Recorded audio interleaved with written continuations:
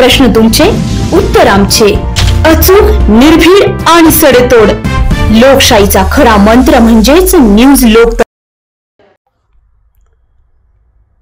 येवला कृषी विभागातील कृषी मंडळ अधिकारी कलीम सिद्दीकी प्रदीर्घ सेवेतून सेवानिवृत्त झाल्याने सेवापूर्ती कार्यक्रम येवला तालुका कृषी कार्यालयात पार पडला.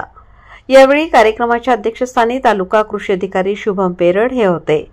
यावेळी तालुक्यातील कृषी मंडळ अधिकारी, कृषी पर्यवेक्षक, कृषी सहाय्यक अधिकारी, कृषी खात्यातील कर्मचारी, शेतकरी तसेच सिद्दीकी यांचे कुटुंब सदस्य हजर होते.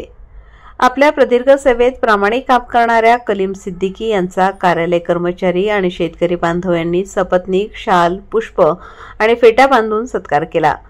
कलीम सिद्दीकी यांनी जिल्ह्यातील विविध ठिकाणी 29 वर्षे प्रदीर्घ सेवा केली. मात्र येवला विभागात काम करत असताना आज ते सेवेतून निवृत्त होत असल्याने त्यांचा सेवापूर्ती कार्यक्रम घेण्यात आला.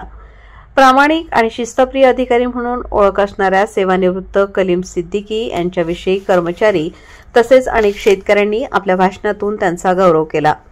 कामाची पद्धत, कामाबद्दल असणारी आत्मीयता, शिस्तप्रिय आणि प्रामाणिक अधिकारी म्हणून त्यांच्यावर शब्दसुमनांचा वर्षाव झाला.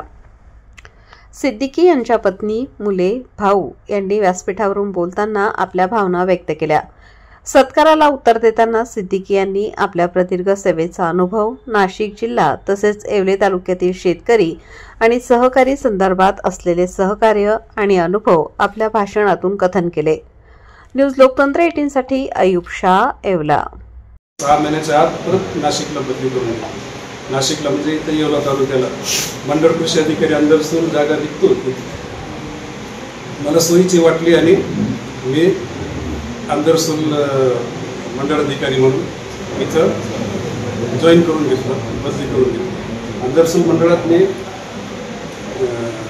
जून 19 ते जून 23 असे 4 वर्ष काढलेली आणि मग बदली पात्र झालो आणि ही शेवटची बदली मला माहित होती. 23 मध्ये 24 आणि 25 2 वर्षात मी रिटायर होणार. मग आणखी इकडे तिकडे धावपळ कशाला आणि मंडळ कृषी अधिकारी येवला रिक्त होतं. मग लगेच येवल्याला बदली करून घेतली 2023ला आणि 2023, 24 आणि 25 2.25 वर्ष काढले आणि आज तुमच्यासमोर